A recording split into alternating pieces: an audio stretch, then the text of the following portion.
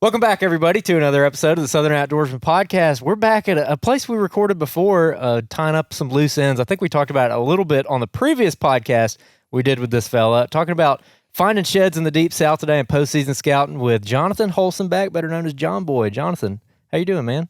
I'm doing pretty good. How about y'all? I'm doing real good. Actually, well, we were talking when we first got here. We were all talking about, like, man, this deer season's tough. Like, we were all kind of down in the dumps, but, you know, right. it is what it is. Baxley Shores, how are you doing? Good. How are you?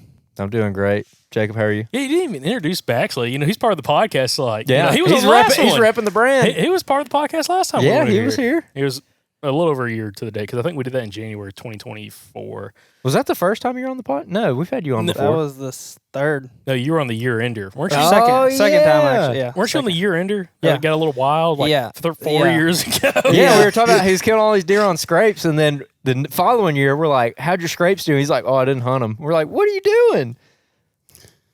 Change it up.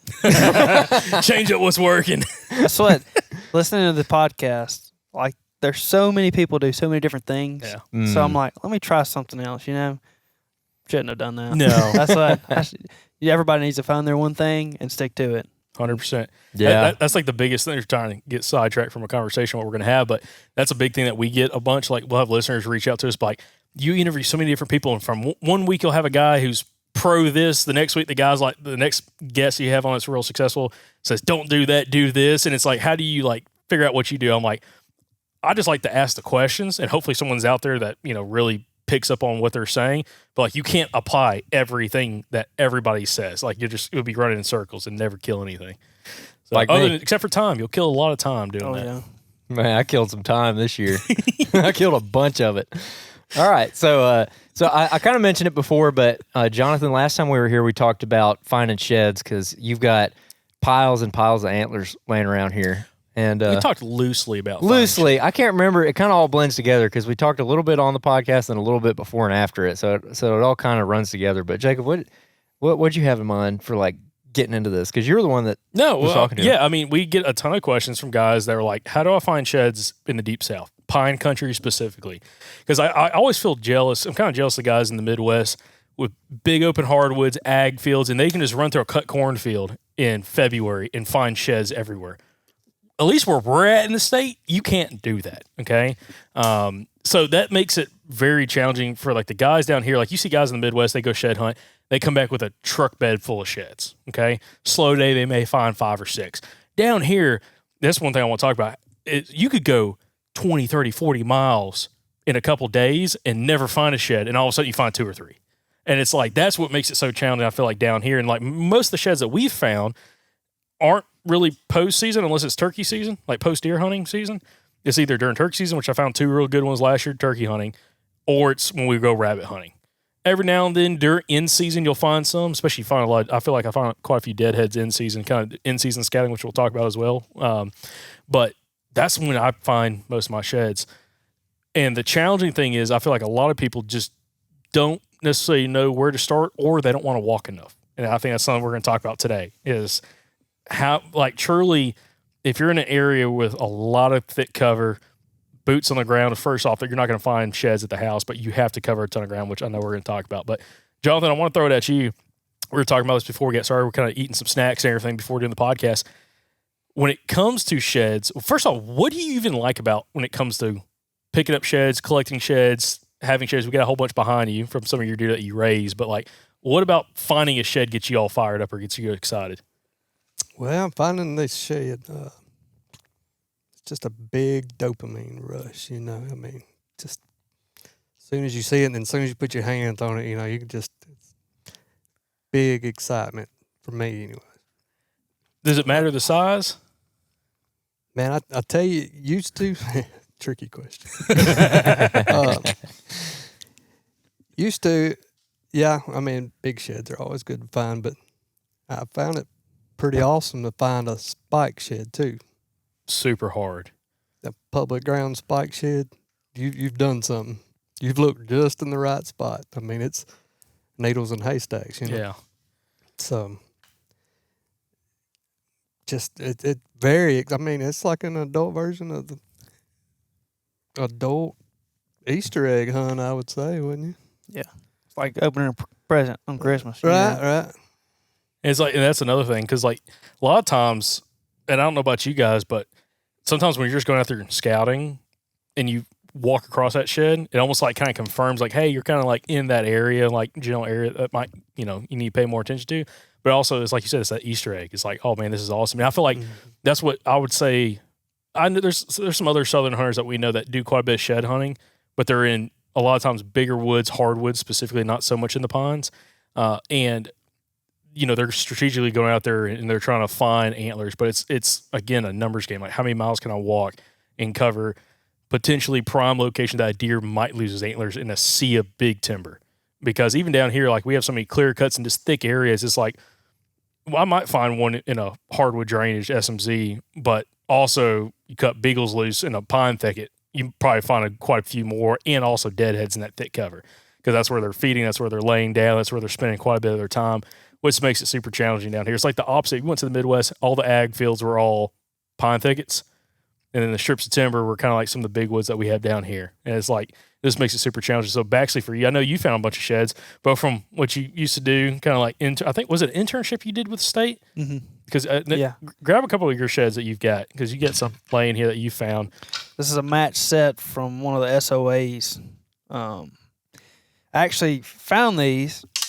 There was a pig out in one of our test patches of corn. So that the SOAs out there, they lease a couple of the big fields that they have, and the farmer that was out there wanted to just test and see if those pigs were going to eat everything, because, I mean, there's pigs everywhere out there. So we picked several different, I think 7 or 8 different strips that are probably 200 yards wide and then maybe 500 to 800 yards long, and just went out there and put corn down. And my job, the intern, was to patrol those strips, AR in hand, and keep the pigs off the corn. And I did my job to the best of my ability. No corn came up. There's just too many pigs out there. But that one morning, I was making my rounds, checking the traps and everything, and I saw a big boar out there. So I started putting a stalk on him. I get 3 rows into the cotton, start walking down there. I close the distance. I get about 100 yards from him. And then pigs are everywhere. So then I'm scrambling, just unloading, trying to get them, because I get a pat on the back for every pig I kill. So I was trying to score bonus points. Get a lot of pats on the back. So I started walking to go pick him up, because I can't drive out there. And I just happened to look down, and I saw one of them sitting there, and I was like, well, dang, that's a good shed right there. And then I'm just like, well, what are the chances? I start looking around a little bit, probably 10 yards. There's the other one, and matching set out there in that big cotton field. Man, I got several questions that are totally unrelated to sheds right now. You got to, as for your internship, you just got to drive around and shoot pigs? Only on those test strips. That sounds pretty. That sounds like a good gig. Oh, it was. I loved. Did you get paid for it? Minimum wage. Well, I mean, you got paid to go shooting hogs. I mean, yeah, crap, dude. That's what I mainly use the Jaeger Pro out there. At one point, with the what is that? Remote controlled trap that drops the doors. Okay, Jaeger Pro. It's a big trailer pig trap that you can literally hook up to the truck, drive out there, and then you take the panels off and make a circle, and it's got 2 drop doors with a live camera on it. The most I ever caught in one night, 19. Daggum. Yeah. So you just drove, were you shooting them at night too? No. We tried to go out there and just kind of like shoo them away. But, I mean, you could drive out there, they hear you coming, they just literally slip right into the cotton. And as soon as you leave, they come right back out there. They don't. I mean, there's not enough. I wouldn't be able to sleep, because the corn's out there. And there's so many pigs, they're just going to come out there and get it. They don't mess with that cotton at all? Not really. Well, the cotton was cut, too, at the time. Oh, I got you. Okay. That's what they literally go row by row and eat every individual kernel of corn that's planted. They'll just find that row, and once they start, you can literally watch them. It looks like a tractor came back down through there and dissed it up from them going through there and eating every kernel. Dude, okay. All right. Well, I guess we can get back to sheds now. I was just curious. I mean, that's pretty cool. That sounds like a nice gig. It'd be an interesting gig, but not to get too sidetracked from it. Back to the sheds, though. So again, finding sheds, it's something that I've always been fascinated with. Like we talked about this before getting on the podcast. There's an area that me and Andrew hunt in Alabama that pretty much in this 200 to 300 yard wide circle, if you go in there, especially during season, like I've never been in there outside of season, you're going to find antlers. You're going to find antlers, and the more you look, you're going to find more and more antlers. I don't know what it is about that one little spot because it's not all that much different from everything else around it, but that one area holds deer. Late season, they drop their antlers right in that location.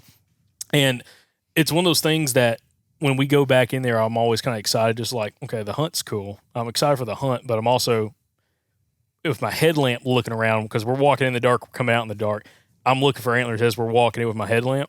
And like the two I found 2 years ago out there, we found one set going, or one side of this buck going in the dark, and the other side coming out in the dark just by using Onyx track. And I was just kind of walking, like, let me kind of figure out where I found that other antler at. Let's get back in that general area and just look around. And we were there for 2 seconds and found the antler. So, and then my camera guy, he found one as well, another really good size, big split G2 buck, maybe 100 yards from there as we were walking up, and I missed it. It was laying right there on the side of this little drainage we were walking up. So going into shed hunting and finding sheds, Jonathan, talk to me a little bit about in-season versus after deer season finding sheds, because you were telling me about this earlier, which I found pretty interesting. Well, it's most of my hunting season, I'm probably hunting, or what I call hunting, but I'm really scouting / walking 90% of the time. May sit 10% of the time, but so I'm basically finding the previous year's sheds during that time of the year. I find more of those than I do the fresh sheds. Now the fresh sheds, I probably won't find them till early to mid turkey season around here, which is late March, first week or two of April or so. But usually by then everything's done greened up where it's hard to get into the real good stuff. So you can check all your fields and field edges and stuff during that time of the year. But now the end season, I've kind of started putting 2 and 2 together here in the pines, and it's been working out for me pretty good. No, we're gonna have to talk about that. I know Andrew was probably thinking that. I want to get into like what you found out with the pines, but before that, this is a point, and I'm glad you brought it up. One big aspect I think that makes it challenging for us. We're in Alabama now. Of course, we all hunt Alabama, but a lot of these deep South states, I especially think of like Mississippi, Louisiana, parts of Georgia, South Carolina, maybe, but these places that have a little bit later ruts, or actually like Alabama, Mississippi, and Louisiana have quite a bit later ruts, like January ruts. The bucks hold their antlers for so much longer, and by the time they drop their antlers, it's so close to green up that like they're dropping antlers right when everything's getting thick again, and it makes it so hard for you to find them unless it's in a field or it's in open woods. But even in open woods, you're going to have all kinds of little bit of understory starting to pop up and green up. That's going to make it very challenging for you to find the antlers. Versus like those bucks drop those antlers kind of that, like you said, probably early March time around here, mid-March. And then when you're deer hunting and it's getting December and you're really covering a lot of ground kind of in and around the rut, you're finding a bunch of antlers because most of the leaves are off the trees. Everything's turning brown. There's nothing really green at that point. And you're able to find the antlers much, much easier at that point than it is sometimes in the springtime. Would you say it's pretty accurate right there? Very accurate. I mean, leaves are off. You get a lot of rain and all during that time of the year too, so it keeps the ground patted down pretty good where it's kind of makes them a little easier to see, the tines and all sticking up. But now the way I feel like they get there is a little different. I believe most of the ones I find are not put there. They didn't drop off a deer's head right there. What do you think happened? Pretty sure normally in the I'd say 10% of the ones I find may have fell off the deer's head right there, unless I find a hanger. That's pretty obvious, but Man, I mean, honestly, coyotes, dog likes to chew on a bone. He's going to smell that antler as soon as it comes off that deer's head. It's going to leave a little bit of blood, a little bit of hair at the base, right there at the pedicle. He's going to find that thing right off the bat. And most of the time, especially in the pines, if I can ever find like a little garbage pile that them coyotes love to chew on, water bottles, old oil bottles, if I can find, a couple of those laying around in the pines, and then start finding maybe some leg bones, something from a, just old dead carcass of something, I normally find a shed laying there amongst all that stuff. Really? Interesting. The coyotes love to bring everything to a little spot where they can lay in them pines, and kind of soak up some of that sun and just sit there and chew on a bone like, a dog outside would. And another thing with coyotes, walking on logging roads and stuff, wide open, or even driving down a main road, there ain't no way a deer's walking down a main road and then sheds his antler. Or the probability of that is very, very low. But you walk the road long enough, guess who else is walking that road with you? Mr. Coyote. Mm-hmm. I found several, like he's saying, where you don't think, there ain't no way the deer should be right here, especially late season, being a loblolly pine stand that has nothing in the understory. And be walking down a long road and it'll be sitting on top of something with no deer sign within a half mile. That's interesting. That kind of makes me wonder about a bunch of the sheds that I've found. Yeah, actually. Because I find them in weird spots. Because like I'll find, when I find like a real fresh one, I found a couple out here a couple years ago that were really fresh. They still had blood on the pedicle, and they were in a kudzu patch. But then most of the other ones I find, they'll be like up in those loblolly pines on like a side slope or something. Like just something like no deer trail around there, no deer tracks or anything. It's just laying in the pine straw in the middle of nothing. And I'm like, what? I'm like, why are they in here? And also I'm like bumping around in there turkey hunting all the time, and I never see deer in that area either. So that's interesting. That makes a lot of sense. Yep. I like to find, if you can find a 8 to a 10-year-old, maybe 11, 12-year-old pine stand where about that 8-year-old mark is what I'll go back on Google Earth, where you can go back previous years and look and see when that track was cut. About the 8-year, 10-year mark, the pines have kind of gotten up high enough to where you don't have to just completely fight your all the way through there. You can kind of go in and out, and the floor is pretty clean in there. Most of the briars have died down, and so you've had 7-8 years worth of bones and stuff being brought into that nobody's really got to see because it's been so covered up in there. And then you get to that 10, 11-year-old mark where you can start seeing the floor in there. And that's when you start seeing the little tines and all rolled up in there, and ain't having to fight the briars. But I'm sure they're in the briery ones, but I'm not going to fight them, to go in there. But that's just some of the things I've put together. I can get in those stands that are around that 8 to 10-year-old mark and find where the coyotes have been. And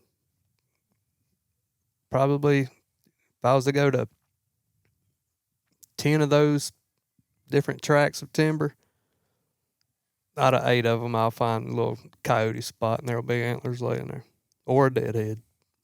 Either one. So you're looking for garbage? Yeah, man. I mean, it's what it is around here. Alabama. You just look for garbage, and then you'll find some deer parts laying there most of the time. But yeah, even just deer bones. Once I start seeing deer bones, I'm trying to find a head to it. There's 320 something. 324, 27 bones in a deer, and I'm going to find 300 of them before I ever find a head, Right. So, but I just can't help not to do it, once you start finding some hair and some bones and meat, you want to know where the head of this thing is, so you keep digging. Yeah, I'm the same way. Now, remind me, what percentage of the sheds that you find do you think were dropped in that location by a deer? Very, very low. Very low. Very low. Wow. Okay. I mean, if it's a hanger, I found 2 hangers. I do have one of them right here with me. Hangers are for sures, and bedding areas. You know, if it got moved, it didn't get moved far. You know, but I've found just a handful of those. I mean, in the beds, but majority of them is either in the pines or on the transition of, you know, pine to hardwoods, right there on that edge. Mm-hmm. They were probably dropped somewhere fairly close. I mean, obviously the deer's going to be in that area, but especially the ones in the pines, I can about guarantee, you know, most of those got brought there. They didn't fall there. Well, that's also kind of goes back to, if you think about the ones you find in food plots, that makes sense. Like they're going out there browsing, feeding on a food plot, antler pops off, they shake it off, whatever. But yeah, you get in those pine stands when it's just pine straw, no thick cover. Like it's not like bedding habitat. It's not like a 3-year-old clear cut, 4-year-old clear cut where you're like, you can't walk into it. I mean, deer can navigate it and you maybe find one there, but if you go in one of those 8-year-old pine stands, you're kind of pushing your way through and you kind of get into pockets of it. It's pretty open. And you find antlers. Is it one of those places that you go and you find like multiple years, like age, like not the same deer, but you have antlers of different ages in there that's been laying there for multiple different types of, I can't even think right now. There's age ranges, you know, some that look there, they're all chalky white, and then you kind of work your way up to some that are a little bit more fresh. Yeah, usually probably the ones I find up to about 3 years, you know, last year and the year before that. And then every now and then you'll find bits and pieces because the mice and the squirrels will, you know, get after them and start chewing them up pretty good. But majority of the ones are usually from the year before. The other ones, they're usually just so broke down from the squirrels and stuff, there's not much really left to represent it being an antler anyways. So. Yeah, it's like one of our buddies, or good buddy, Michael Pike, he found one, I can't remember if it was down, I forgot what part of Alabama it was in, but it is chewed down to probably maybe 6 inches of the base of the antler up the main beam. Brow tine's chewed down, but you can see how thick the brow tine is. But I mean, it is like a Coke can. And like, you know, I don't know how many years it's been laying out there, but got completely chewed up. But that's one thing we deal with a ton in the South is, again, you have, whether it's mice, rats, squirrels, whatever, just chewing on the antler, chewing them down real big or real heavily, where it's like you have whole tines, like you got a big one over here over Andrew's shoulder. That's all the tines are chewed on, the main beam's chewed on, brow tines chewed on, the base of the antler's chewed on. Dang, that's a big antler. I hadn't seen that one. Yeah, that's, I think, Pine stand. 62 and 4/8. That's, you said that's a 62-inch antler. Is that what that? God. Okay. Yep. As it sits. Yeah. As it sits, chewed up. Yeah. He's probably missing a decent bit of that main beam. Wow. Okay. Yeah. Okay. That's my best one ever on public ground. Man, that looks kind of like that buck that old boy killed. Yeah. Yeah. Okay. Man, I was going to ask about this too. We get a bunch of questions, specifically here in the last 2 or 3 weeks. We've gotten so many questions about when do you start looking? Like, when do the deer shed? And it's kind of a loaded question because, like, you don't know where they're asking from, and it all depends on your rut. And I was just curious on, you kind of already answered it, but I just want to touch on it because we've had so many questions about it, that usually they're shedding their antlers, I mean, what would you say, like 2 months after the end of the rut? Like, when would you say the end of the rut is around here? And then when would you say they start dropping their antlers? Loaded question, I know. Very loaded because, I mean, the rut is supposed to be over on the 24th of December, you know, according to the maps and all, but we've hunted deer that's been chasing on January 16th. Yeah. Mm-hmm. Yeah. You know, halfway through January. So that's nearly a month right there of Yeah. when it's supposed to have been over. You know, you still got them out there running around, but yeah, around that 60-day mark of after the rut's supposed to be over is when you'll start seeing some of that. I heard a guy tell me the other day he was dragging a deer out of the woods and the antlers came off in his hands here locally. I was about to say the first year that we had the February 10th season up here, a friend of mine killed a buck real close to where we're sitting right now, and he brought it home. It was on February 10th that morning he killed it, and he Euro mounted it. And on the pedicles of his antlers, I mean, it was barely hanging on. He said he drug it by the neck. He put a drag strap around its neck instead of its antlers. But if he had put it on his antlers, he probably would have popped his antlers off. Mm. And I've found sheds out here, fresh sheds, blood on the pedicles on February 1st before, which is pretty crazy. I'm assuming that was maybe like a stressed deer, which kind of brings me to another question. You raise deer. We talked about this the last time you were on, which I'll link your last episode in the show notes. I think we called it hunting hermit bucks. It was a really good episode, so y'all should go check it out. But you raise deer here at your place, and so you have a lot of insight into the shedding process and like kind of goofy things that some of these deer end up doing. So what causes that? I mean, if they're just overly stressed, are they going to go and like rake their trees and try to bust their antlers off early, or what? It very well could. We try not to stress them out too much around here, but stress does play a big factor in it. It's all in their T levels. As soon as those, drop off, you're going to have X amount of time, and every deer is different. I mean, but they'll kind of cycle the same, every year, but there's not going to be one deer that's going to drop his at the same time this one does. I believe we've got, one out there that's already naturally just shed his horns, but we've had them hold them on till late April, almost May before. Usually the bigger ones will go ahead just because of the weight and gravity, they go ahead and fall off. But you get some of your normal everyday deer that they will hold them for a while. And they're usually the ones that are chasing later on in the season than they're supposed to. But everyone got their own personality and is totally different from each other. It's like I've turkey hunted around here, and first day or two of April, and seen a rack 8-point, not a big deer, probably a 2-year-old maybe, who still had both sides during turkey season, and I was in shock and awe that he still held them. And by that time it was green. I mean, it was like green, and I'm like, if he drops it, unless it's in a food plot or like a roadbed or in pines, a coyote drags it somewhere, which again, kind of interesting, kind of hear that from you guys. You're not going to find that antler until the fall, that next fall, and when everything dies back and you just have to run across it. Which Baxley, that's one thing I was going to ask you. Like, do you see a lot of similarities and kind of where you find sheds or run across sheds is kind of like in more of those pines, or like what is your take on that? See, I don't really go in those pines.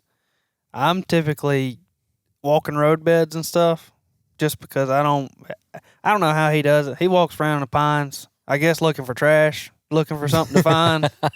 I can't do that. So I'm normally on the hardwoods and stuff, and I find a lot more bones than I do sheds. And also, I guess it's kind of hard to find sheds already in those leaves and stuff because they get covered up so fast, and you got squirrels in there moving them around. That's what a lot of the antlers and bones that I find actually will be drug up to a big tree that's got squirrel nests and stuff in it, or it's hollowed out, or some kind of raccoon or maybe possum. They've grabbed it and drug it up the hill, drug it down the hill to the tree that they normally stay at, and you'll find it nibbled on a lot, and it'll be kind of in the hardwoods compared to in the pines, like he's saying. So I don't really walk around those pines like he does. So I've never really found any unless it's been on a roadbed or something where I'm just kind of like cutting through there, and I'm like, there's a antler right here in the road. I know Johnny didn't walk down here last week. How did he miss this? And I'm sure I've probably missed a whole lot more than I've ever found, but I do every now and then will step off into the hardwood and stuff. What's that green stuff they have down on the edge of the creeks around here? Switch cane. Privet. I mean, not the privet. It looks like mountain laurel in a way, but it always hangs out down around the creeks. Is it Mountain Laurel? It probably is. It Mountain could Laurel be. around I here. mean, There's Mountain Laurel. There's around Mountain here. I thought last time we was out in the woods, he told me it was something else. What's some other trees like that? Gallberry, Yopon, Sparkleberry, Sparkleberry. Hazel I alder. don't know. It's a I know what green it is. tree. It's Southern Magnolia stems. That's really high stem count. yeah, Southern yeah. Magnolia that doesn't ever get up. It's real swampy bottom stuff. Mm-hmm. Yeah, I found a few sheds in there. I found a lot of deadheads in there. Because that stuff, is so thick. And like he was saying, them animals get to where they start dragging stuff around. And I always picture it as like a mouse stuck on a glue trap, Your coyotes and everything is going to drag that head and all down there until it finally fouls it out up against them trees where it can actually pull the skin and the meat off of it. Just it finally got it stationary to where they can get a grip and pull that meat and all everything off. And that's the way I look at it anyway. So I usually go there first for my deadheads, kind of in between the pines, and then you got the hardwood where he's walking, then I go over into the thicker stuff right beside the creeks, that's down there, and that's when I'm looking for the deadheads. Oh man, I'm curious if you've seen this.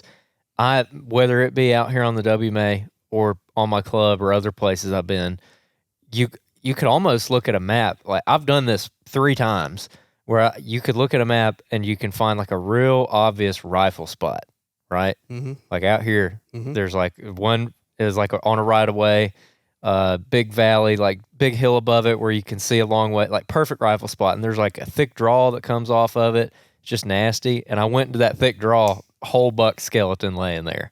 At my club, same thing, clear cut, thick little drainage that goes next to it, deadhead right there. Like just several times, like where people shoot a deer or off the backside of food plots. And that's what we find when we rabbit hunt a lot.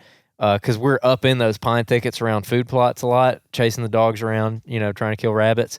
And there's so many times I feel like people shoot a deer and they don't find any blood right there where they shot, and they just don't ever look, and he's dead 50 yards in the woods. Yeah, I believe a lot of people, if that thing don't drop, they're just going to go on back to the truck. It ran off. It's still good to go, but dead, just not far away at all. I'm 100% with you on that one. And yeah, exactly what you're saying. I got some good buddies of mine. They're big into rabbit hunting, and they find a lot of sheds and a lot of deadheads, out there pushing in them real thick places. Mm-hmm. Because, the times that I've been with them, they release the dogs on a food plot or something, and they'll kind of be sniffing around, and they'll dive off into the thick stuff. And they've showed me some really nice stuff that's come out of there just from rabbit hunting and them thick stuff. All right, guys, we got another in the field tip for you today. One thing we're doing right now while we're out here scouting is looking at overlooked spots and overlooked by us. One thing we always do while we're in the field is using our tracker on Onyx Hunt to be able to not only see where we've gone, but where we haven't been, and that's what we're going to go look at. So today, we're actually going to work up into a drainage that we haven't been to before. We've walked all around it, but we haven't been up in it. And again, it's a very important factor of using the tracker so you can see where you have been and where you haven't. A lot of times those places you haven't been is your overlooked spots. So if you want to try Onyx Hunt, you can download Onyx Hunt today and use the code SOUTHERN and save 20% on your membership. I feel like rabbit hunters are like just by happenstance some of the best shed hunters in the deep south, just because they're out there during the time of the year when bucks dropping antlers, and they're finding fresh ones, but they're finding a lot of old ones. They're finding a lot of deadheads. And there was a giant deadhead I saw that I think came out one of the Carolinas, and it was rabbit hunters found it. I mean, just like a 200-inch deer that they found while they were rabbit hunting. And I'm like, and Mr. Benny, the guy we rabbit hunt with, Andrew's mentor, finds so many deadheads. And it's like one of those things, like you find a deadhead, if you can't put it in your vest, just hang it up, keep hunting, shoot the rabbit, come back, grab it, take it back to the truck, come back out. And it's like, you get done with a rabbit hunt and you might have 3 or 4 sheds, a couple deadheads laying there, and a bunch of rabbits. And it's like, just again, because they're in the thick stuff, and you're going in the places that, kind of like Jonathan, what you were talking about, you're not necessarily trying to walk just because you can't see very far. It's really like you're chasing the dog, chasing a rabbit, and you just happen like you were almost stepping on the antler. Oh yeah. And that was like one of the antlers we found this year turkey hunting, or I found this year turkey hunting, was in a burn, and we were making a loop on this bird, had to get on the back side of them, and popped out of some blackberry bushes, and I just caught a glimpse of white off to my left. And I looked over there, and Antlers sitting there perfect right there in this burnt ground. And it got burned up, when they lit that fire. And threw it in the vest, went up, killed the turkey. Brother killed the turkey, and then we came back, took some photos of the antler and the turkey. I'm like, this is a pretty cool day. But again, it's one of those areas that, like, I don't know if I would have walked that previously if it wasn't for that turkey being there, but that's how you kind of run across them. And that was one thing I was going to mention in this episode in this conversation is, if you want to get into shed hunting in the Deep South, if you have one of these later ruts, it's really challenging to try to find them super fresh unless you're turkey hunting. You're just out there right around the timing of when they're dropping them. But if you're covering enough distance and also kind of walking through some areas like what we're talking about, like Johnathan, you mentioned a lot about the pines, and then also kind of the transition edges that Baxley's talking about, I think you're going to have a little bit higher odds, of course, of running across them. But if you can spend time out there turkey hunting and rabbit hunting, you're also going to be right in on top of where you should be finding antlers. It's like it's all what kind of works together if you do a little bit of all exactly that. Right. Exactly right. Because usually, right before green up, your food plots is going to be where your deer and turkey both are, so you really have a better chance of being on one of them food plots that time of the year before green up. So if they've lost any out there, they'll probably be right there on the edge of those green fields and food plots and everything, or over by your corn pile, however you're doing it. What's the ratio to deadheads to sheds you find? Because I feel like, personally, I find way more deadheads, especially on public, than I do sheds. I think I found 3 or 4 deadheads this year so far. I can't remember how many Hunter told me done found on sheds, like 15 or 16 sheds so far. Probably in the last 2 or 3 years after we started putting the whole pines together, it was a lot closer, but now the sheds have just went through the roof once I started getting away from the open woods and going into the pines now. I do see, find deadheads in the pines. I mean, I love looking out through there. Once you see that old white nose rolled up, something's got that head pinned down to the ground, so just them old doe heads just laying there and you just kind of walk on past them. But I love looking out there and seeing one of those big deadheads. But the deadheads has dropped off, though, and the sheds have went up since I've been in the pines more. But it's kind of a sweet spot in there. It's like you start getting into those 13, 15-year-old pines and you're not seeing them no more. I guess that's enough time for the mice and all to just have them completely disintegrated. But it is that 8 to 10-year-old stuff. The latter, you picked them all up. That's very possible. Because, how often do you go back and walk the same thing over and over and over? Because I've gone out there literally right after you before, and you were like, how did I miss that? I must have stepped right on it. And then I come back, I'm like, look what I found. Yep. Look what you missed. And every time I do find one, I do, drop a pin on it, and I will visit it the next year. There's times where if I've taken people with me out there, I usually don't. I do a lot better hunting, scouting, shed hunting by myself. I can concentrate on what I'm doing. If I got somebody with me, and nothing against nobody, it's just I want to walk slow. And like my kids and all, they just want to barrel through there, and they usually come back empty-handed. I'm not going to walk any faster than I can look a good 10-foot radius in front of me. So usually on those days that I do take people with me, I tend to go back on the days that I'm by myself and re-look at everything. So I guarantee there is a lot, though, that I've missed. And like you said, he did find a deadhead on a pond one time that I was just there a few days before that. But me and a buddy of mine, we were fishing / kind of looking over our shoulders for horns and deadheads, but we didn't do a real good job. So I missed it. He found it. So there's quite a few things I want to ask about, as in best conditions for shed hunting, but also, well, really that's the first one I want to kind of get into. I want to kind of go into shed hunting for specific deer, or if you've done that in the past. But first off, for conditions, you already mentioned you like to walk slow, take your time, and again, I think part of that is not only like just letting your eyes work a whole bunch, but also because even walking through those pines, you can't see very far. So it's not like you're watching a 60-yard radius around you and you're able to cover a lot of ground just by scanning real quickly, looking for antlers. A little bit tighter cover, even in those pines, like you just can't see super far through that stuff. But what kind of conditions are like right for you that you're like, this is the day I need to go try to look for deadheads and sheds right now? Now, this is something that is relatable to all the Midwest guys. Nothing like a good old cloudy, rainy day. You know, any day is a good day to be out in the woods. Don't get me wrong. I mean, if you've only got one day off out of 7 days and it's bright and sunny, you know, wear it out. But if I had to pick, I would definitely be out there on a cloudy day. It's something with the contrast, you know, and the color. You know, usually when all the wood and everything gets wet, it seems to darken up a lot, you know, and for some reason to me it makes the bone material kind of brighten up a little bit. Usually every single morning, not far after daylight, I'm hitting the woods before the sun gets up and brightens everything up just so I could get that darker effect, you know.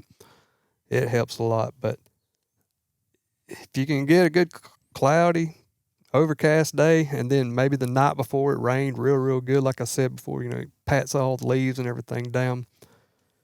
It's hard to keep me out of the woods on those days. Those are by far my favorite. And if I could do it, you know, without getting soaking wet, that'd be great. But I will go out there in a rain jacket just to walk around if I don't have nothing else going on. But yeah, especially walking speed, I want to be able to cover, you know, everything in front of me out to about 10 feet. And if that means me walking 10 feet and stopping and looking left and right, kind of like coming to intersections, you know, before you cross the road, it's never a steady walk. It's stopping and looking, because most of the time in the pines, especially, you're almost stepping on them before you know it. Every now and then you might see one 20, 30 yards ahead or so. Now, the hardwoods is completely different. You know, you could take your binos with you and you can stand on one hillside and you can glass the whole hillside across. So found several of them like that, you know, especially on a cloudy, rainy day. You know, they'll be plain as day and there's 80 yards away from you over there. It don't quite work like that in the pines. The color in the pines, you know, it's either usually a bright white. It's what you're really looking for, things out of order. It's a color that's not normally there. In the pines, like I said, it's either bright white or a green. You know, they'll start getting that little bit of a moss or something on them, especially if it's the year before shed. And it's a real distinct green color too. I don't really know what it is. There's one up there. Yeah, there's one right here. Yeah. And when they're wet, man, it's like almost fluorescent. It's really crazy. Look for and I don't ever looking for the whole entire shed, you know.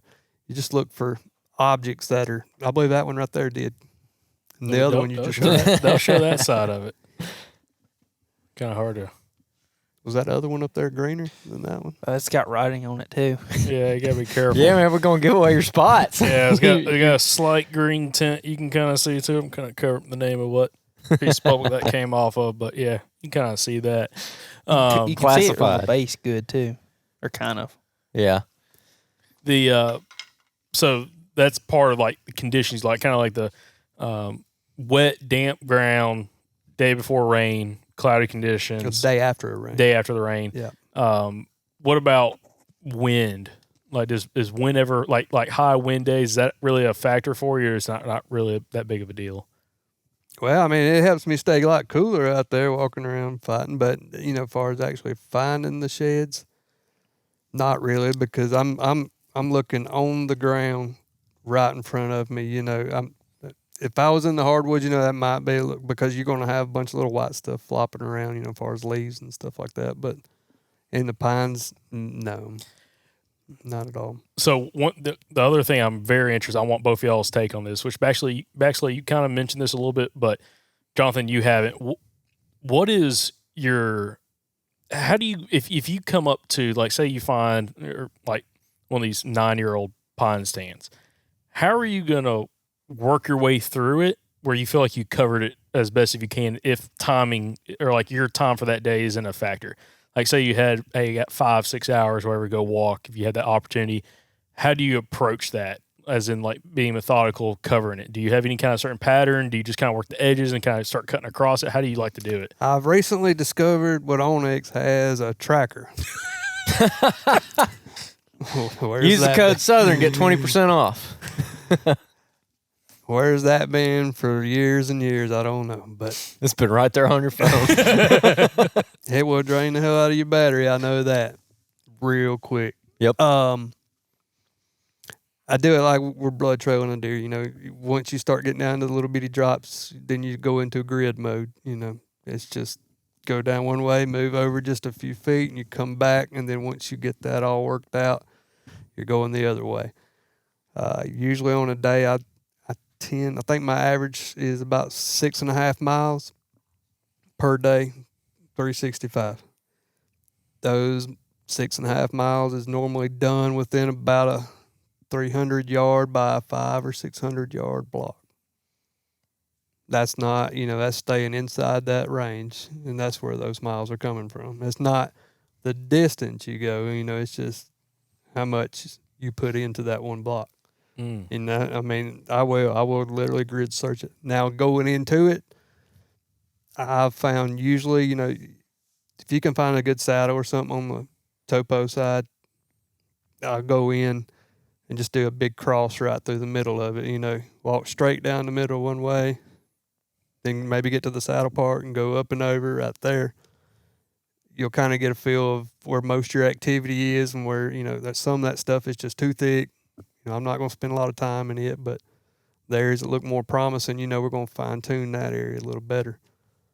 I'm the opposite of what you just said, looking on the map. I look at a topo map, and if I see something that, like a saddle, I mark that off because that's where people are going to go before me, is what my thinking is. Johnny's already walked that.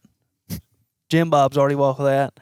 Everybody's already walked through there. So the likelihood of me finding a shed right there has went way down if I'm actually going to look for just antler. Now, you see deer sign there in season, after season? Yes. But if I'm going to look for sheds or look for bone, I'm marking those places off, and I'm going to something that doesn't look good at all to hunt. Like, there's no reason for anybody to really be over there, and I found several doing that. Just walking around in the middle of something that doesn't look good. You're talking in the hardwoods? No, in the pines. Oh, okay. But older pines, too. Like, right on the edge of that 15-year-old mark. So, but like you're saying, though, you can look at a topo map and pick your places. I do the opposite. I look at those places and I mark those off and I go to the other place just because I feel like everybody's drawn to those. That's what, a power line for hunting, somebody's going to be sitting there. So somebody's been in there already looking, and they may have stumbled upon it, they may not have, but I just look at it and I'm like, nah, I ain't going to deal with it. Go look somewhere else where I know somebody hasn't been looking. See, I would tend to agree with that, but then I go back to this big shed Andrew found years ago when I first started hanging out with Andrew, who was a bad influence on me. And he found that shed in a mowed power line. It was fresh. What shed are you talking about? The one that you found? Oh, I can't. Well, The one with the turkey spur on it? yeah. No. Was it not mowed? Dude, don't listen to Jacob Short. Gas line, power line. No, it wasn't in it. It was in a hardwood bottom. Wasn't it not adjacent to it? No, it was. I thought we were walking down it and you saw it down there in the bottom right there. You weren't with me. I thought that's the story you were telling me. No, dude. Oh, man. That's See, 10 Jacob years. exaggerates these stories. You can't listen to Jacob. I was turkey hunting that day. I was actually back. This is a good segue because I was going to bring this up. So most of the fresh sheds I've ever found have been kind of like this. I was turkey hunting that day. And, okay, I'll give you this. I was off a gas line about, I don't know, 150 yards or so. And I was just in a hardwood bottom, and I was turkey hunting, and I was set up on the side of the hardwood bottom looking down into it because I didn't know what I was doing. And I was never going to kill a turkey right there. But way down in the bottom, I could see the antler laying there, and I was looking at it, and I just called, and I was just sitting there, and I didn't have binos back then, and I was like, man, that's either like a vine or a really big antler. And when I got up about half an hour later, I walked down there, and it was a really nice 5 or 6 point side. You waited in half an hour? Yeah, I did. There wouldn't have been no way. In a I seen spot, big look. old shed laying Dude, down there. well, I didn't know if it was a shed. I was like, well, I saw it, and I'm like, that looks like an antler, but I'm looking at it, and I'm like, there ain't no way that's an antler, because it was laying tines down, and I was looking at the beam, and the beam came up, and I thought it was like a vine. I was like, it's either a vine or an antler, but I'm like, it's too good to be true. But no, it was a big old antler. But some of the fresh sheds I've found, especially in the hardwoods, actually whether they're in hardwoods or like mature pines, I'll find them kind of low. And in the early spring, we get that first green up, and it's always down there on the creeks, and it's always at the heads of drainages. And coincidentally, back when we had a March 15th turkey opener, that's where I was always turkey hunting, because the turkeys were sucked down onto that green stuff. I felt like that's what the deer are feeding on too, and so they're dropping their antlers on that. And so I was curious if you've ever looked at natural browse like that in the springtime and tried to go find sheds on whatever they're eating at that moment. So like in that case, again, like honeysuckle, other just random, I don't even know what all the stuff is that comes up in those SMZs at that first green up. But is that something that you've done before? I have found them in like some of those, real soft honeysuckle patches and stuff, where it's usually viney in there as well. Usually the vines, will kind of tangle of them up and kind of pull them off. Then some of the berries and stuff that will come up on some of the trees, on side of food plots and everything, kind of what we'd consider staging areas on the outside of food plots. I'll usually find them within the 50 yards of it or so, besides some of the natural stuff that's coming up out there that they're chewing on. What about you, Bax? I haven't ever even paid attention to that. That a boy. Yeah, Yeah. I haven't paid attention to like targeting the green up as the deer Yeah. feeding As on it as they're and kind going of shifting. right. So, okay, let me ask you this. When you think about finding an old shed versus a fresh one, would you say that you find most of your fresh ones on a food source and you find most of your old ones in a thicket, whether it be, where a deer dropped it or where a coyote drug it up to? So what was that exact question right there? So, like when you find a fresh shed versus an old one, Right. are you finding the fresh ones on food sources, and then the older ones are typically in your thickets or in your coyote patches or Yep. anything like that? Yeah. Well, almost, 75% of the ones that, the fresh sheds are in food plots. Every now and then around the hardwoods, where some natural green up is happening, but majority of the time they are in the food plots. I think what about you, Baxley? That's what I've seen too. The like turkey season, finding this year, or I guess it'd be last year's deer shed, compared to go out in a pine thicket and you find they're at least 2 years old. Right. I think I said that we got a question about it on one of our Thursday episodes, and I think I brought up, I don't know where I heard this. It might have been from you last year when we were talking to you, but there's another guy that we know who's really big into shed hunting. We've actually done an episode with him. His name's Mariah Bogus, and he's a deer biologist now. And he's a huge shed hunter. I mean, he travels the whole country shed hunting.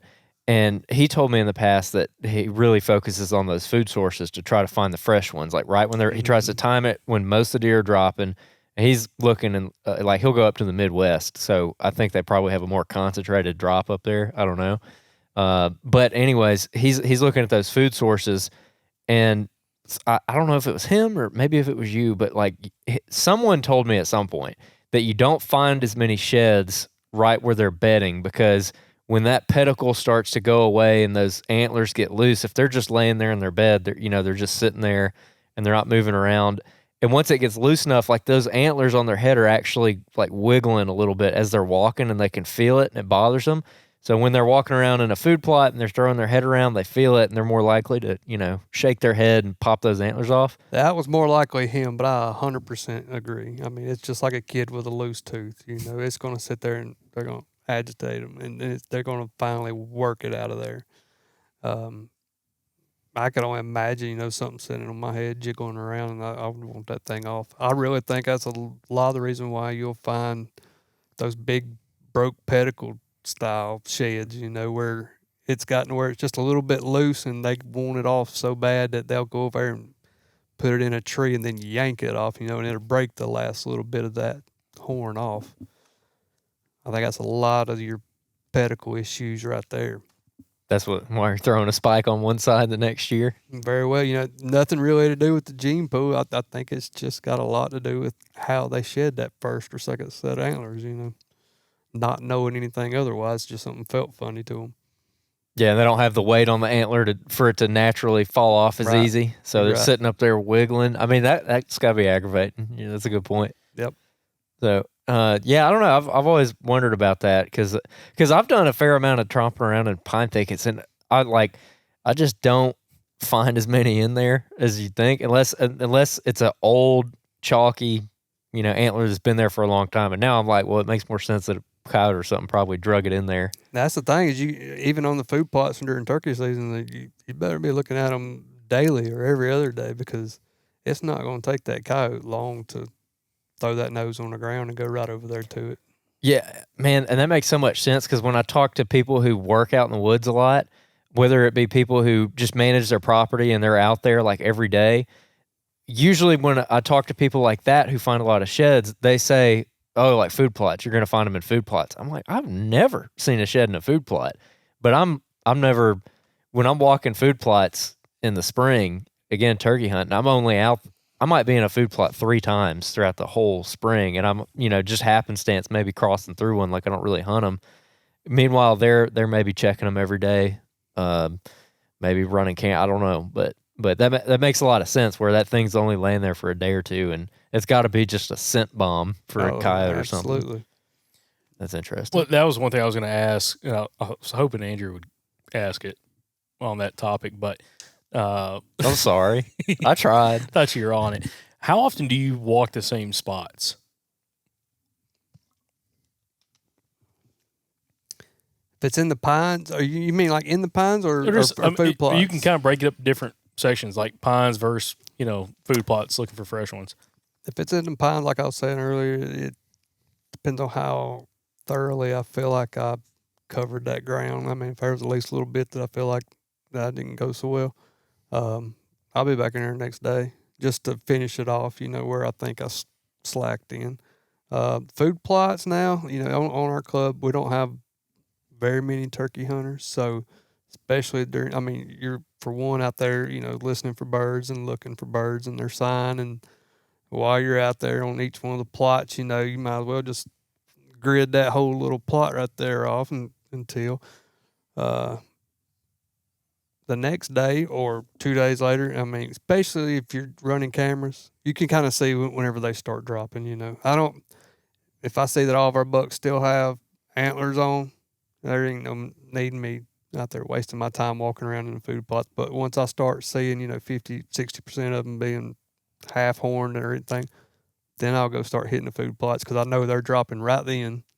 Especially with mobile cameras, you're knowing every day. It's not waiting a week and going pulling a card. Every day when they're dropping. So once you see one, at nighttime, it had both sides, and the next night, it's only got one side. I'm going to go hit all them food plots right there in his travel path where he was, for the next couple of days and everything in between until I try to find it.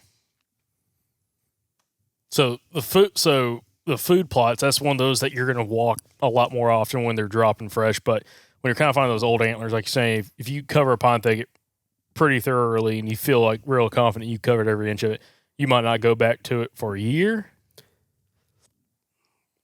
Depending on how consistent it's been in the past. Mm-hmm. Man, that's a wash. I don't know. There's so much pine country around here. It's just, I'm usually like trying to find something new all the time. And, but I will, if it's some easy walking and I found, plenty of sheds in there, I mean, it's obviously a place that either deer like to drop them or the coyotes like to bring them right there. So I'm going to keep going until I just run completely out. If I go 2 or 3 times without nothing, I'm going to stop going. What is, I want to get a story from you. What's the biggest deadhead you've ever found? 168 inch Kansas deer. Believe it was shot offside the road though. Oh, really? I believe so. I mean, I found it not far from the road. I mean, it's near some open area, but wasn't really no other reason for it to be just standing that close to the road and that without that much cover around and be dead. But let's see, here in Alabama on public ground, probably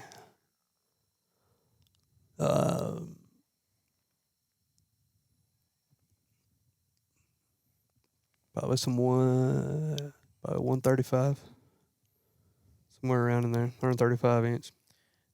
Do you think most of the deadheads that you find are from hunters taking a shot at them, not just recovering the deer? Or do you think any of them ever you find you think potentially could be natural cause death? I'm just curious. I would say probably 75-80% of them are probably the hunter miscue there. Whether if it's most of the time probably lack of searching for it, but our deer fight like crazy down here when it comes to rut. I mean, I've got countless videos of them sparring, locking up, pushing each other all around. And I do know from the breeding business, whenever they get poked, those deer, they're so hard to kill. But sometimes something so little will make them die. We've had, experiences in our pens where they've got poked before by another antler and then it caused an infection and they've died from it several times. I don't see it being any different in the wild, Them spikes are some deadly jokers.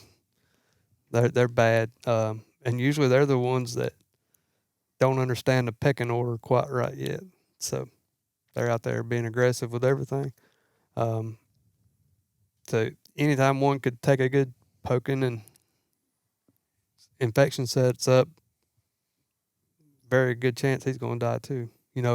That would be natural causes. And by poke, you mean they're Gouged. sticking a hole in their forehead, like busting Forehead, their skull? Behind their shoulder, in their gut, a lot of times in the gut. Oh, really? It's like a gut shot deer. Just taking a 4-inch spike right to the gut. Absolutely. Anywhere, chest area, shoulder. They do get poked a lot, in the head. A lot of times you just have some old green mucus stuff coming out of it. But whenever a true buck fight happens, I mean, once they come apart and go back together, they'll miss each other, and one set of horns might go right into the other one's intestines or hindquarters, something like that, if they miss, or even get through into fences, or a stick might gouge through them. I mean, whenever you see a true buck fight, it's not no little clanking of the horns. It's like this stuff is going down in the woods, and there's trees falling, there's limbs smashing, breaking. It's bad. It sounds like a bush hog down there going at it. But yeah, I just checked one of my cameras that's been out all fall, and I've got this 111 point that keeps showing up, and he just started showing up again these last week and a half, 2 weeks. I hadn't seen him in a while, and he's got a scar right in front of his back hip, like right on his stomach. I mean, where it stripped all the fur off, about that long, like going right down his body and about that wide. I'm like, man, I wonder who did that to you. Because he's a big buck. I'm like, probably those spikes. Probably a spike. So one subject we've talked about a pretty good bit. We've kind of alluded to it a little bit, but just how much time you spend in the woods. Like, you scout a lot. Now I'm curious about this time of year. Right now it's February, but like February, March, getting into April. I know you'll be turkey hunting and everything, but what are you doing when it comes to deer right now? What is your purpose every day when you're going out into the woods in February? What are you looking for? I'm looking for where I should have been 2 months before. All the good signs. Kind of most time your post-season stuff. But you're not going to get much fresher than that. You know, about all the sign has been laid at this point. I mean, and you're really looking, yep, this is where I should have been. So that goes on the map for the following year. You know, definitely need to check this area out on such and such time frame. You know, if you can tell how old the sign is. But man, in this neck of the woods, you're doing good to see deer while hunting. You know, that's a whole nother reason why I'm out. You know, I'm trying to go find deer, not really just hoping the one's going to come to me. I'm going to go find where they're at. Like on the club, I'm able to walk around over there, you know, 7 days a week with my rifle in hand, you know. So if I jump one up, you know, and it's decent, that's my opportunity, you know, because just sitting there waiting on one is, it's not impossible, but it's very hard to come by right now. So why not go out, try to look for the sheds while you're out there, deadheads, seeing where everything is, you know, what kind of situation it is. And if you start, you know, basically, you know, you get 2 or 3 years of the same sign, you know, you got historic rubs, you know, got a 3-year-old tree over here that's been rubbed, and then that one right there is a season before, and then now all of a sudden this rub has popped up. Like you looked at it before season, you know, there wasn't nothing there. They didn't rub it during velvet, so that had to have been during the rut. There's you a time frame of kind of when you need to be in that area, you know, for the next year. I don't rely on that 100%. Usually I will keep dates, you know, of the deer that I do see, or the does in this particular area, what time I did see them being chased, or, you know, a buck locked down on them, something like that. I'll take that to heart, and I'll definitely be there that next year. But right now, this time of the year, it's just kind of seeing where I should have been. So what is it that you see this time of year? Again, February, March, because we don't really green up super bad here until mid to later March. What are you seeing? If you go out tomorrow morning, what do you need to see to be like, crap, I should have been here on December 15th?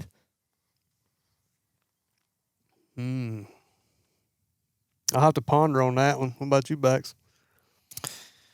Honestly, if I'm seeing a bunch of big tracks, then I'm really debating on if I should have been in there. And I know this year was kind of rough for both of us. We had one deer in particular that he had on camera for 3 years in a row. And last year I let him walk, and then this year missed him. And just building that kind of history up, I knew exactly where he was walking, what he was doing. I mean, both of us were all over him, you know. But somehow he just kept falling through the cracks. But I will say, to really find, or like how I found him, was going in there and finding the doe sign and finding all the tracks and noticing, hey, there's a set of doe tracks and a fawn track. Then all of a sudden, you go in there next week, you see the fawn track and no doe track, and all of a sudden there's a big track there too. And you're like, well, Daddy done showed up, Mama's gone, so something's going on. I'm coming back in here. I narrow it down real fast to days pretty much. And that's what, I mean, this year put me in there in that same area. But I've done that several times. Just like last year, we saw deer mid-January. We went back, or you went back in there to the date pretty much. Mm-hmm. And you said it was deja vu. Yep. Same doe. Same exact trail. Yeah. I mean, a buck was locked. It was a different buck, but they were coming the same way, same trail, within 10 yards or so apart from each other. I mean, buck was locked down. It was just like it was the year before. I mean, identical. But really, about the only thing you got to look forward to, like in the morning, I guess to finally answer your question, is tracks is about all I got to go off of, you know, and cameras. That's really about all I mean, there's not a whole lot of sign being laid down. They do still hit scrapes. I had one on camera 2 days ago hitting a scrape. I don't rely on that, but that's just what they do. But tracks are for sure, and the camera footage is for sure. But that's about all you can get up and go look for the next morning besides the deer, the deer itself, but looking for something, tracks. And if there has been any more rubbing or scraping in places that I haven't looked yet, I'll definitely look for it. When it comes to looking for rut sign, again, talking postseason here, trying to find maybe rut spots for this coming year, something that maybe you'd put a stand on or maybe you just mark to go and hunt next year. Are you going to terrain features like travel corridors? Are you trying to find pinch points and then confirm them with sign? Like, what are you going and scouting? Again, late February, March, that time frame. Go for it, Bax. Late February, March, I'm really not out there as much as what I was. Just this year, I kind of decided I was going to go after that one deer. And I literally pulled my cameras out of where the deer was and put the cameras where the parking lot was, so I knew when somebody was going in there, and then slipped in the back way. So I can't really answer as far as like late February going into turkey season, because I'm not really scouting for deer that much. But from what I do, or when I do go out there, I'm literally looking for tracks this time of year. I mean, they're not. You might catch them hitting a scrape, like he was saying, but they're really not fired up. They're definitely not making rubs and acting territorial. But finding those tracks where they're crossing and confirming that, hey, he is still alive and not dead in a creek or in a pond floating, that really does boost your confidence. And, like, it lets you know that he's still there or there's still a buck there. But that's what tracks are the main thing I'm looking for late season. And then also kudzu patches this time of year around here, they have green grass that pops up, and a lot of kudzu patches you can find on open roads that you can drive, county roads you can drive.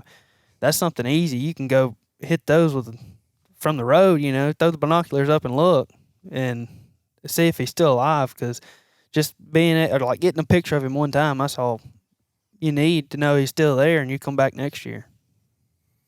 Yeah, I would say the late season, post-rut, post-season scouting is something that I feel like a lot of us in the deep south, I don't want to say a lot of us, the guys in Alabama, our season is so long, we got all the way to February 10th now, and turkey season starts like 45-ish days afterwards for private land hunters, and then public land's a little bit longer after that, but not much longer. And it's like such a quick turnaround time, and guys have been hunting so long all season, you don't see a whole bunch of guys. Now, Jonathan, you're a little bit different because you're out there all the time. But, like, the average guy that we talk to, like, especially not even on the podcast, but just buddies we know, they've hunted for so long, they're like, okay, I'm kind of done for now. And they scout so much in season because we have such a long season that you can afford, even if you don't have a lot of time to hunt, kind of work your way into some spots and really spot check things throughout the season because we have such a long season that you can put a lot of pieces together. But the postseason is something that I'm really interested in trying to do a little bit more. I talked about doing it last year and never ended up doing it. Just ended up going to listen for turkeys gobble before turkey season came in. But also, when y'all turkey hunt, because I know both of y'all are turkey hunters, do you pin spots when you find some of that sign early in turkey season, like the rub, scrape, stuff like that, and you're cutting big tracks? Is that something you'll drop on the map? Be like, hey, maybe I need to come check this out, maybe this fall or something like that, if you find some kind of sign during turkey season? I do. Last year, end of season, last gun hunt, I saw Baxter group bachelored up already. I know, it's crazy. And I've never seen them bachelored up that early. But a little bitty spike with a dandy of a 6-point. And that was my pin right there. I knew coming back, he made it. I let him walk, he made it, unless somebody shoots him with a bow. But like you're saying, in turkey season, you can go out there and you find those big sets of tracks. That's your pin. You're coming back. I'm coming back if I find some really big sets of tracks. What's a big track to you, by the way, Baxley? Well, everybody looks for the dew claws.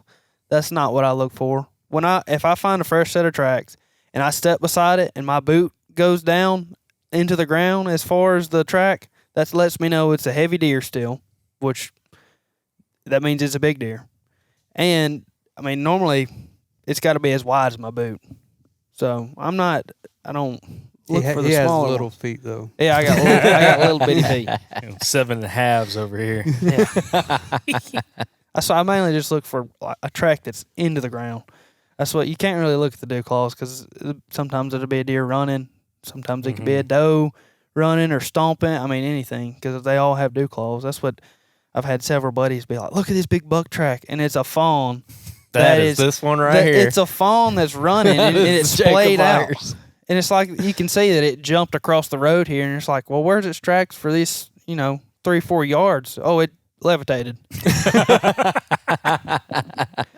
It Yeah. just cleared that spot. That's why a track that doesn't have dew claws, that you can see it's a real heavy deer pressing into the ground. You step beside it, your boot sinks down just as much. That lets you know it's at least 170 pounds. So that's what I look for. Nothing fancy. Yeah, I'm trying to get Andrew to come hunt Iowa with me so he can see what a really big track looks like. Cause Oh, I'm sure. It's like you in put your Iowa. hand down there, and your hand, like the deer track's much wider than your hand, and about as long as your hand. You're like, that thing is obnoxious looking. And each track's like 15 inches apart from each other. I'm like, oh, okay, I want to see what that sucker looks like. But no, the big tracks, there's a guy we interviewed on podcast. This is, 3 years ago. When he was back on this past summer. But Travis Lee, we had him on probably 3 Januaries ago, and he hunts South Alabama, late January rut. And he likes looking for what he calls chasing tracks, like those big buck tracks, but like your set of doe tracks, and he calls them cutting tracks, where like, especially like logging road beds, where you can see that buck track, like doe track, cuts to the right, and that buck track cuts to the right real fast too, seeing this buck chasing. And he hunts that kind of stuff, like super fresh sign, like he's checking stuff every morning, driving around on his leases, trying to find that kind of stuff, and then he's hunting it that day or the next morning. And he's calling, and he's trying to kill his deer. Has a lot of success doing that kind of stuff. And it's like there's so much that comes back to the big tracks, because I feel like I'm still like, I know Andrew's a big track guy. I paid a lot more attention to tracks, and I feel like tracks is the one thing that still doesn't get the appreciation that a big rubber scrape gets. Everybody's kind of looking for that rubber scrape, but like it's so easy to overlook that track, especially if it's maybe a little more subtle. It's not on a logging road or a fire break or something like that, and that can tell you so much about like what's happening in that area, and maybe a reason why you need to come back in there, drop a camera off, or spend some more time in that area trying to figure out how that buck's navigating it and is in the area that he's spending a lot of time in. Because there's a lot of places you go during the rut, and this is something worth talking about kind of more in the in-season scouting. You see a big buck track show up that maybe you've walked through there before and you haven't really seen it there, and that buck might have just moved into that spot with the doe group right there, and then he's there for a little bit, and then he bounces off to another spot, versus an area that you're checking all season and you're consistently seeing big tracks in there. And probably for me, it'd be a lot more exciting to see the big tracks in there all season long, that he's really living in this location, versus the one big set of tracks that shows up for one day and you don't ever find him again in that same area. I mean, Jonathan, what's your thoughts? Well, it'd be hard for me to say, if one deer come into an area just for 1 or 2 days, I wouldn't know his track from the other buck tracks that were in there previously. I'm thinking more so about where an area you consistently find big tracks versus areas that is like they just pop up and they kind of disappear. Maybe more so during the rut. Like, do you find some of those areas where you find big tracks that are pretty much all year long?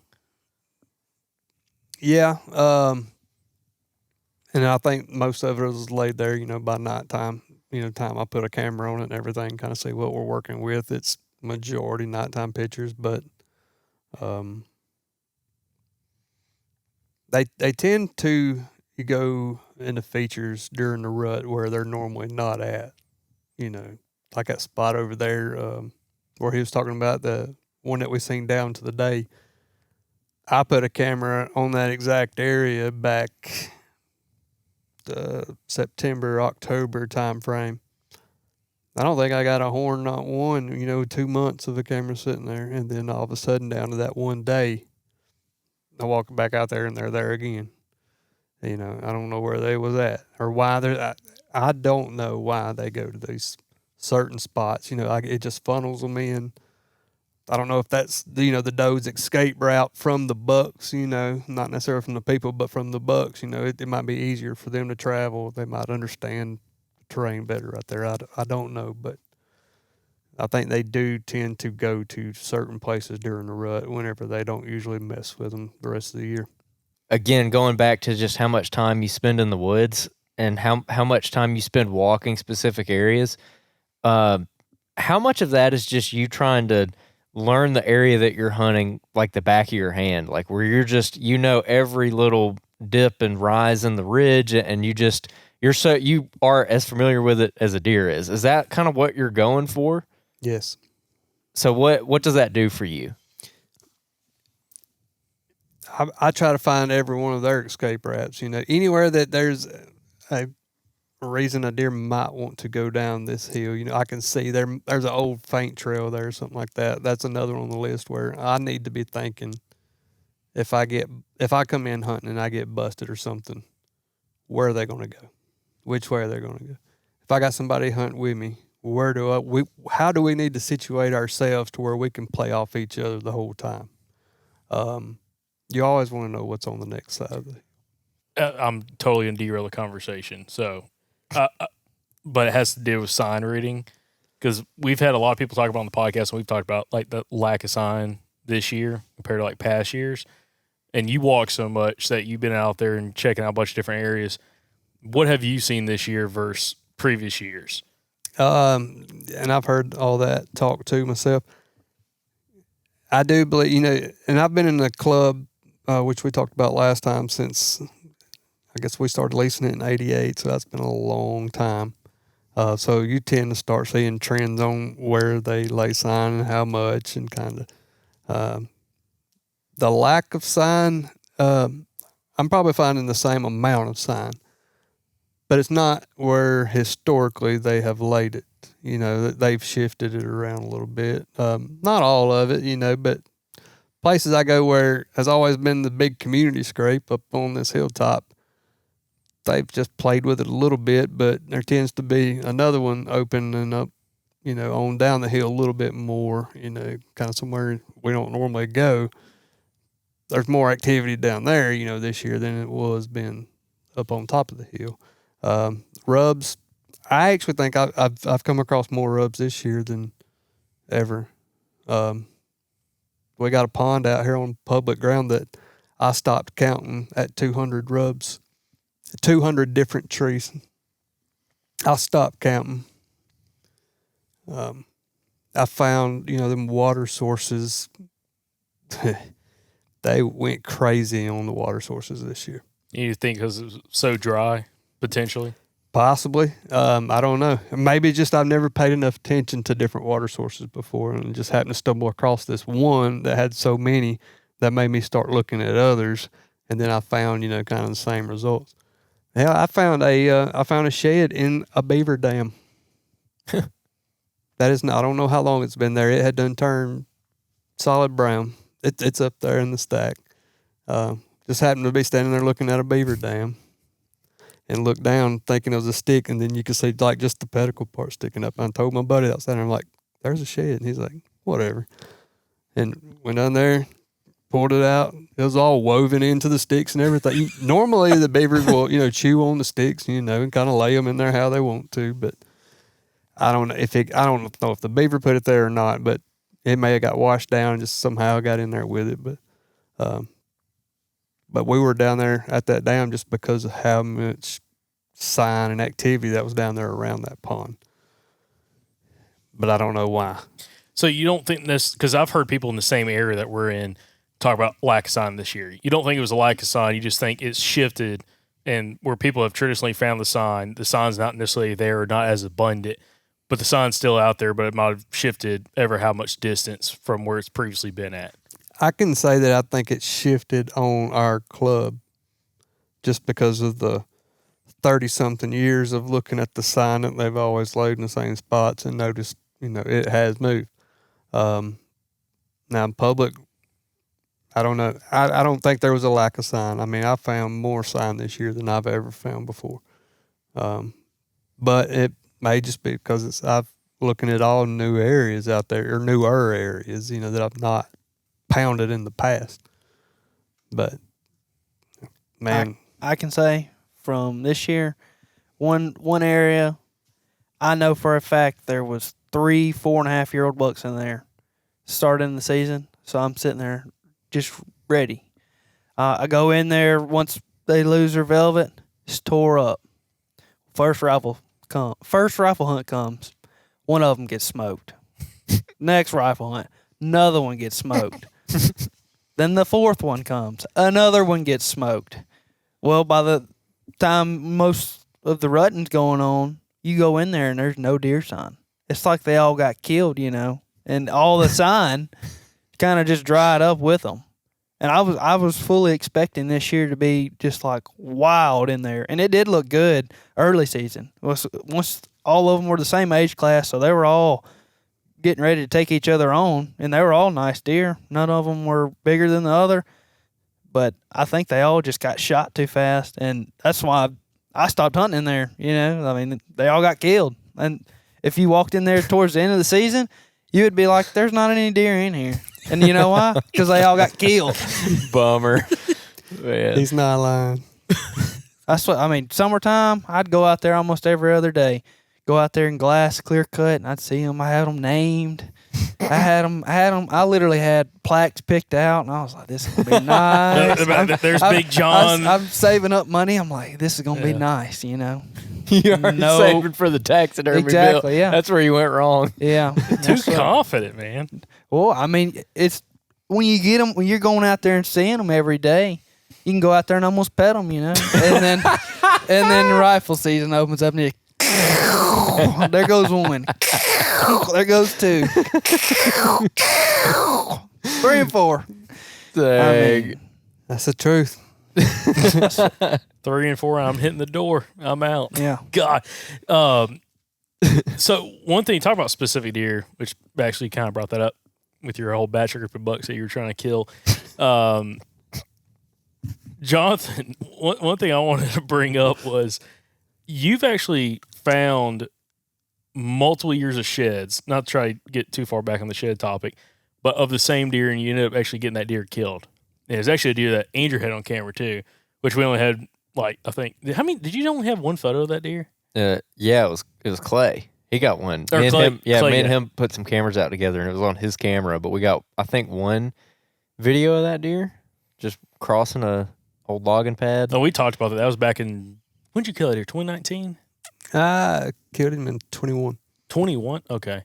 So that was, maybe it was that summer or something when we found out about him. Anyways, but you kill that deer. That deer, just, I want you to show one of the sheds maybe, if there's one that you can show. I say that because you like to ride on where they came from. Now we're good here. Okay, we're good. Yeah. I just got the found date on. Okay, cool. So this is for all the video viewers out there, y'all can see it. But this is a buck that you actually ended up killing. He's actually over here on the wall, kind of next to us. But how many years of, first off, history and also sheds did you have of that deer? I think I have. I hunted him for 5 consecutive years. He was 8.5 years old whenever I shot him. And out of those 5 years, I believe I have at least one side for 4 seasons, maybe 5, and I got 2 match sets off of him.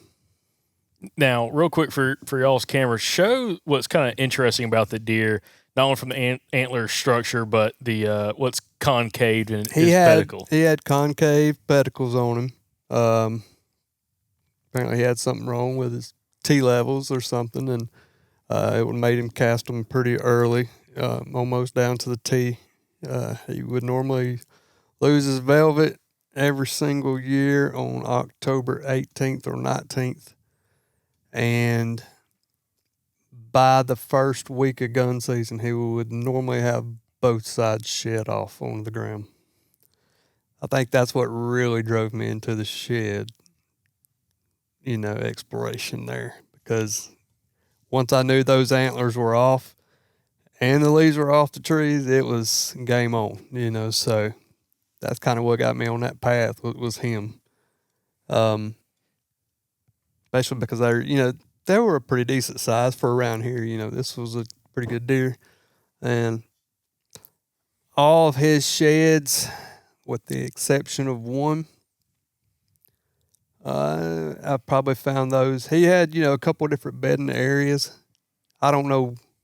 I can't tell you exactly where he laid down. All I can tell you is I know the patch of thick stuff that he would go to, and he had a couple of different ones of those. This one actually was a hanger in a tree. The one I'm holding right now, I got a video of me walking up on it. It was probably within 100 yards of an elderly couple back door. I believe back in the old days, they had a little house up on a hill. They would take their garbage and stuff and just throw it off into the woods. It was a pretty steep ravine, like a lot of old rusty car parts and stuff back there. So it's more of a junk pile. They don't use it like that nowadays, but you can tell it had been that way in the past. And he kind of almost had a little cave up in there where he would go. And I'm assuming he would bed down there because this one just happened to walk down through that holler one day and look. And I'm like, man, that is a lot of rubs.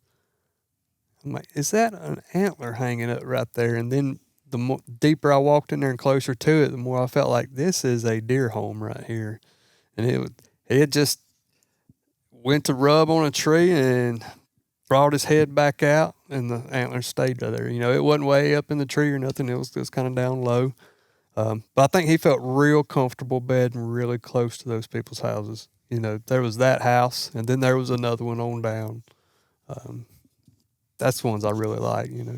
They're kind of used to the smells and stuff. Yeah. Versus going way out in the woods where they're not as used to it. But I did find one shed, but it was in a pine thicket. So there ain't no coyote maybe took it out there. Most all of them within 200 yards of each other. Have you found sheds off any other bucks that you had history with that you ended up actually killing? Yeah, I do have a 6-point up there that I got sheds off of, but I found the sheds after I killed him. So it wasn't really that kind of game with him.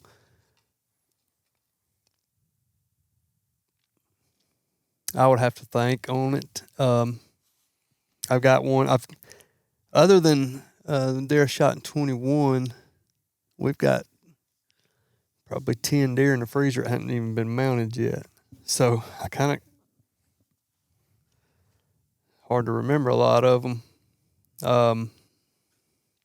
We do have one called turkey foot deer. Y'all seen pictures of him last time. I watched him grow up too. He actually went, I don't know, crazy and left the area for a whole year, and then he finally come back. The following year. I thought he done got shot. He was part of Baxley's bachelor group. Then got smoked, but he came back the next year. Looking the exact same, and so we finally downed him. But I do have some of his sheds too. So I've probably got 3 or 4. I bring that up because I was just thinking about our conversation earlier on about sheds is, people are trying to find sheds from a specific buck or building history with a buck based off sheds. And it doesn't seem like I've really met many guys in the Deep South who's done that. As in, it has multiple years or even like 1 year of history with a specific deer with his sheds and then killed that deer. So that's why I was just curious because I knew that buck, which, by the way, what was the name for that deer? We always called the Medusa buck because he's got like tines going everywhere, kind of like almost a double main beam on one side on his right side. I mean, just crazy looking deer. But did you have any specific name for that thing? Yeah, we called him Split G2. He was our first one that we had ever had over there that consistently had a split 2 on one side. I mean, just the members of our club called him that, and everybody at my household, you say that name, they know exactly what deer you're talking about. Because it was you can ask my wife, it was a very drawn out ordeal with him. It was a lot of sleep lost over him. From other members in the club or from you chasing that deer? No, just from, I knew that in order to get him down with both antlers on his head, had to be with a bow, unless it was a youth weekend deal. There's not but one or two of us in there at the time that bow hunted, and the other one that wasn't real serious about it wasn't going to get out to shooting house. So I felt pretty confident, and hoping I would be able to get the chance at him, but just hoping I'd close the deal on him was the other thing, because at the time I had never hunted for something for so long, that had given me the opportunity to shoot, and I knew I'd probably screw it up, but everything worked out real good with him. It was a good shot, good recovery and all. But I wouldn't say that I was worried about anybody else shooting him. On our club now, you got the other people, that live up and down the street that was still getting him on camera. And they were saying, that's my buck. I it's how many times I heard that was my buck, and this and that. I'm like, they're like, yeah, we got 3 or 4 days worth of pictures of him. I'm like, well, I got 3 or 4 SIM cards worth of pictures of him that are full, But he still wasn't my buck. I was just hoping I was going to be the lucky one. You asked him, like, where was his ear tag at that you put in him? Yeah. If it was y'all's deer. The one other thing I wanted to ask, because I know y'all had a hectic season this year. Y'all got any good stories from the season? Maybe some mishaps or anything? Close calls? I know Baxley does, but I don't want to put Bax on the spot. And that'd be a good starting spot. I don't want to talk about it, but I can. Do it. Do it. All right, well, hunting the big, I called him the half rack.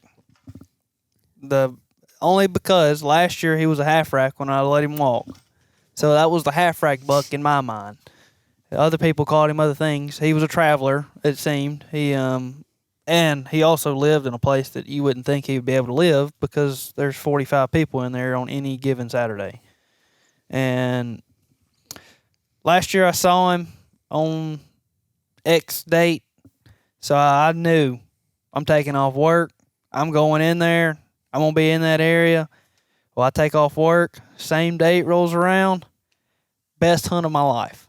I walk in, best unsuccessful hunt.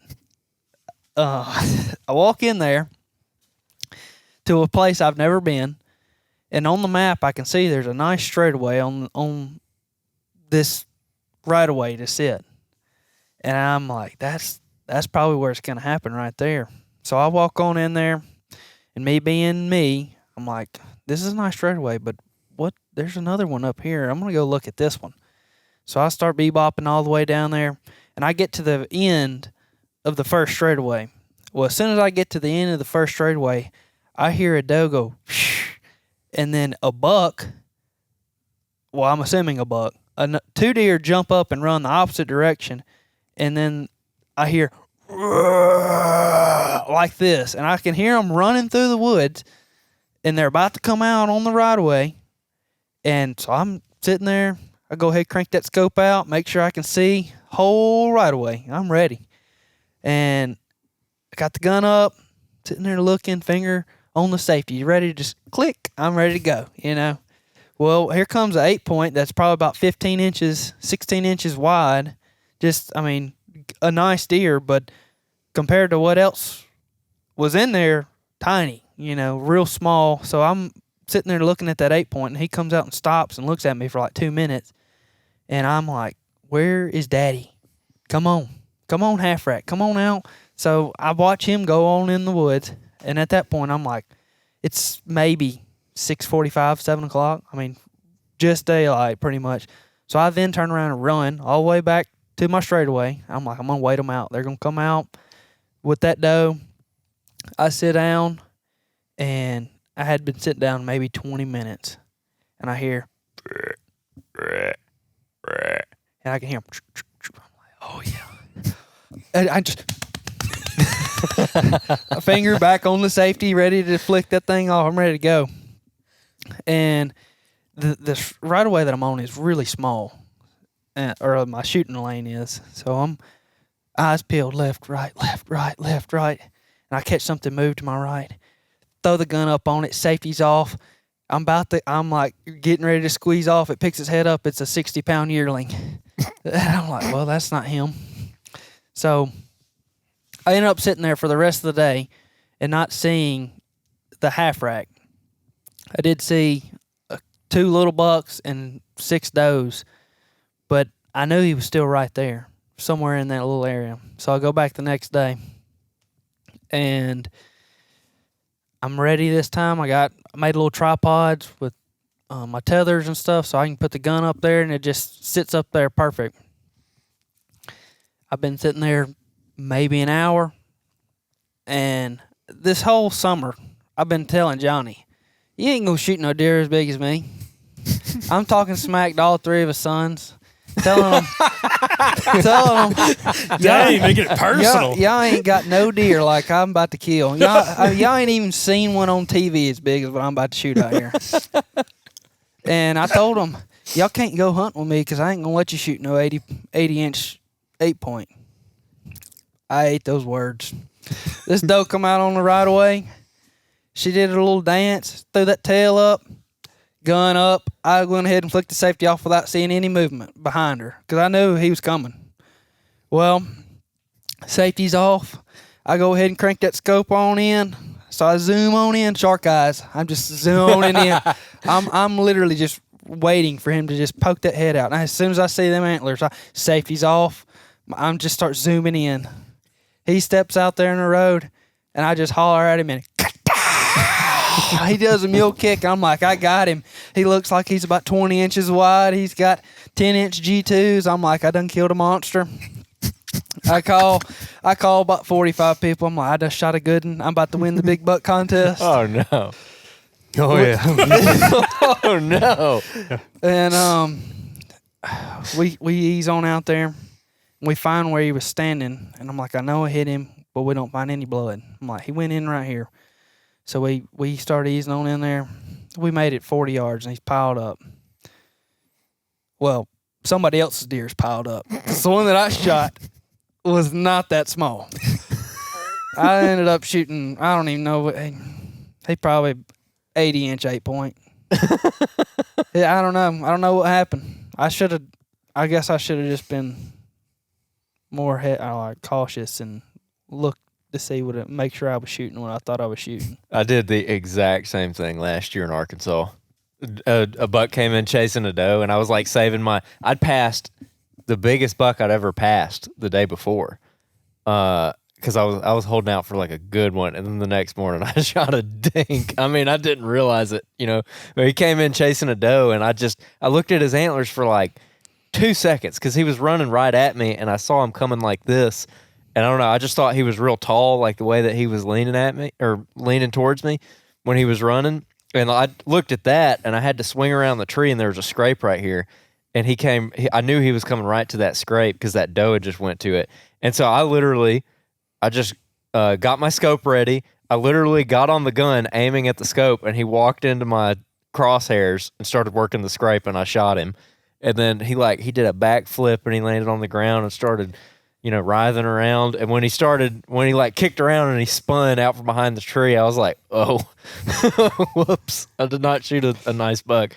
I was happy with him, but it wasn't what I went up there for. So so you never saw the half rack? Oh, I did. I thought that's where that was going. I don't know what it is about that little area, but for whatever reason, it gets hot and it stays hot because I had 4 or 5 hunts, and my cousin had a hunt in there back to back to back to back. I mean, every time we went in there, he shot a really nice 8-point, probably 115-inch 8-point. I don't know for sure, but it a dandy. And I went back in there right before a storm front was coming in, and I told myself, I'm going to sit here till it starts raining. And it's supposed to start raining at like 12, 1 o'clock, right somewhere, 12, 1 o'clock, somewhere in there. I get in there right at daylight. I see a few does, and then everything just kind of like slacks off. And I'm sitting there. I'm sitting on a power line. I'm sitting on a power line, and I've got my rifle set up in a way that it is got a stick holding it in the front, that is ratchet strapped to the power pole and a stick on the back so that my gun basically just stays right in front of me and I don't have to hold it. And it's set up on the power line, and I know about where deer are going to come out. So all I have to do is just lean forward, and I can look right down the scope without touching the gun, and I can make a long shot real comfortably because I don't have to hold the gun. So there's no – I feel like I've taken all the air out of this because I've got everything ratchet strapped to a power pole. Nothing's moving. So I'm sitting there. Hadn't seen anything in about 4 hours. I done kicked back on my chair. I got 2 legs off the ground. And I'm just on the back, just sitting there on the phone. I'm taking a glance down the power line. Every now and then I just, oh my gosh. And as soon as he stepped out, I knew it was him. 230 yards away, he steps out, and I can see his tines and his frame. And I just put my phone up, find him in the scope, crank the scope over, I holler at him, he stops, everything going right, take a deep breath, and when I shot, I could see him in the scope. He didn't jump, he literally just like ducked forward and then dipped right back in the woods the way he came, and I knew right away I missed. It had to be a close, or the shot had to be pretty close for him to, I mean, I didn't even, as soon as I shot, he dipped back in the woods. And we go down there and look. We didn't find any fresh blood. We found where my cousin shot one. And that was kind of depressing and exciting at the same time because we go down there and we're like, I'm like, I missed him because I knew I missed him to begin with. Then we go down there, find his tracks, and we start easing through the woods, and we start finding some blood, and I'm like, well, dang, maybe I did hit him. And we're all like, ooh, we might find him down here piled up. And then I start calling my cousin. I'm like, where did you shoot yours? And it's in the same spot, same trail.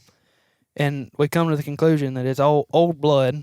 Well, it had started raining by then, so all the blood was like, it didn't turn back, real liquid looking and everything. Mm-hmm. Everything you touched would like get on you. So it was one of them deals like, now you're just like feeling for heat or not, everything looked the same. You just wonder if this is warm or everything's cold. soaking wet, and it's just, we never found any sign of me hitting him. We found where he ran down the hill and then maybe started back up the next side, and then it just turned real thick. And I was kind of scared that I may have hit brisket. It was kind of a far shot, but I felt like I was ready for that far of a shot, and I'd sighted my gun in for 200 yards. I was ready to make that shot, but I don't know. I guess I pulled, or an act of God happened, and that bullet missed right or missed high, low. I don't know. Did that deer end up getting killed? He did. Okay, so it's not like you're gonna go just find like all dead your head. other bucks. Yeah, that's what this Got entire killed. season. You might want to specify, we call him the half rack, but he did have both sides. He did, So he was a legal deer. He did have both sides this year. And yeah, that's what once I shot, I pulled all my cameras out and I was done hunting for the year because I knew that was probably my one chance I was gonna have. And Man, he broke your spirit. I didn't break my spirit. It's just I knew he was gonna go back to his little hidey hole that I didn't think anybody would be able to kill him in. And this was after all your other bucks already had been killed? Yeah. That sucks, man. The grand finale. As of right now, I have one deer that I don't know. He's MIA. I know one of my buddies took a shot at him, and ever since then, he has disappeared. So he could have wounded him, or he could have scared him to somebody else, and they slaughtered him. I don't know. But Man, y'all are hell on the deer around here. But once I shot, we went and looked, didn't find anything. Johnny left his cameras in there and got him on camera again, and got a couple daylight pictures of him. And Johnny was like, "I'm gonna get him." And Johnny, the last gun hunt, Johnny goes in there, and then about 1, 2 o'clock in the afternoon, you look on Facebook, and there he is, posted up. Yep, a few hundred yards away from him, got smoked. Man, Just how it goes, I guess. It is what it is. that's how it is sometimes, man. It's rough. Can be. At least it's verified. I mean, he did. It's Oh, time yeah, to move on from him. Yeah. That's right. I almost feel like we need to have a series on the podcast. This is Baxley story time or something. It gets I animated. hope you got enough time. Yeah. I'm like, man, God. It's like you could have a sitcom around a season like that. Man, you just made him retell all these stories. Look, he looks sad. I do have a success story. I did shoot a decent 8-point afterwards at the club. I went down there on a Friday afternoon, maybe something in there. I was gonna camp, get away from everything, just go down there and camp. Get down there, pull my cameras, and on my cameras, I'm like, holy cow, there's actually deer down here that are decent and like big enough to shoot. So I'm got a little bit of hope, and I sit till like 4:30, 4:45, somewhere in there, and I'm get down. I start heading back to camp because I'm gonna make a fire before it gets dark. I just kind of peek my head up over top of one of these ridges, and I hear something. I'm like, oh, there he is. There's something there. I stop for a minute, and then I just catch a glimpse of a main beam. I'm like, oh my Lord, there he is.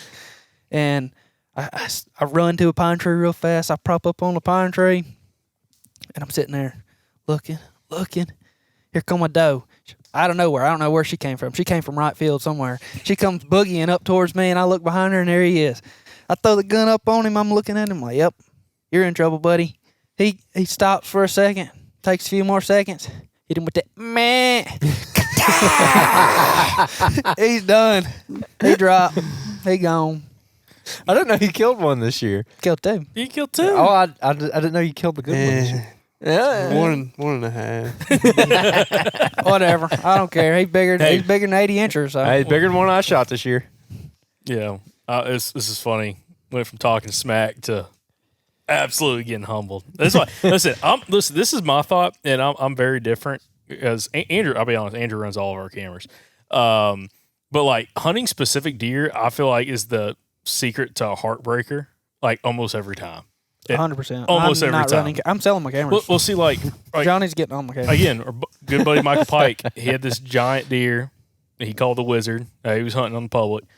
And, dude, he was hunting this deer hard. Close calls. He'd be walking in by one of his cameras, and then 10 minutes later, that buck would be, trailing him, like coming back down or like cross. Like, he was having all these close calls but never seeing the deer. Then ended up one of our buddies, Scott, he killed that buck. And, just took the wind out of the sails. And I'm like, I've just seen it. I've heard that story so much. It's like, dude, you're just asking for heartbreak. It's the biggest piece of humble pie you'll ever have. You wait till next year. I'm gonna have a bigger one on camera. I'm gonna name him Jeffrey or something. Then Jeffrey's gonna get killed. Yeah, you gotta work on some better names. Just like Andrew's deer in the club called him. He kept saying the Big 10, and then another 10-point showed up. I'm like, you can't be like the Big 10, the Little 10. I'm like, we're just gonna call him Steve. Steve's the Big 10. That's his father-in-law's name, which Steve's a really funny guy. I'm like, Steve will enjoy that we named the buck named Steve. So, anyway. Hey, I just thought of something. That deer he was just talking about, that deer plus the two that we've been looking at tonight all came from within a half a mile or so from each other. So, might be a pretty good spot for Good little area. huge deer. Yeah. It's got everything it needs right there. Little secret sauce right there. Yeah. But yeah, just heartbreaker stories. Jonathan, what you got? You got anything that happened this year that was interesting? All the deer that got smoked, like he said, we were after a lot of the same deer. I haven't pulled a trigger yet. I haven't had no episodes where Close calls. Yeah, nothing like that's went down. I just haven't seen anything that I really wanted to shoot. Got plenty of stuff on camera, but just being there physically seeing him and something happening, I haven't. Now, let's see. One of my boys, he shot 6-point and an 8-point. The other one got a 7-point, and it was all off some public ground. So, we've had a good year. It's just me personally. I've not pulled a trigger, but I've been really. I think I've had somebody with me, probably 90, 100% of the time, and I've been more focused on trying to get them one rather than me. But it is what it is. That's how it's been for the last several years, but I've been able to manage to get one or two in. But this year. It's just not going to happen. I don't believe so unless one gets real stupid here soon. But it's okay. I mean, it's happened before. We'll rebound next year. Yeah. Well, it's like one of those things that also having like certain standards and kind of sticking to that too is also like a factor. Yeah, I'm not going to drop down just to fill a spot, you know. I'm happy for the ones my kids got, and that's all that matters. Also, that's a good thing about having kids. Like, you know, kids kind of may have a wider range of what they want to shoot or what they can shoot. It's like, okay, well, we get some of the meat taken care of, so it's not that big. I can truly hunt for some antlers right now. Yep. And if it doesn't happen, it doesn't happen. But, yeah, that's like, we ain't talked about this. We'll talk about, by the time this episode comes out, we've already talked about on a Thursday episode, but Andrew's wife killed her first deer. And I haven't talked to her yet about getting her side of the story, but it sounded like it was pretty crazy. Like everything kind of happened, and also seeing a big buck right afterwards, shot a doe. And it's kind of cool when you start having some family members. Again, I'm not married, don't have kids or anything, but like when you start having family members who kind of get into hunting, it's like kind of help them, get them, you know, into hunting, shooting some deer, kind of take care of the meat aspect, and then you can kind of focus on, you know, if you want to try to go kill a big buck, go focus on killing a big buck. If you can make it happen, great. If not, like you said, you got next season. So. Mm-hmm.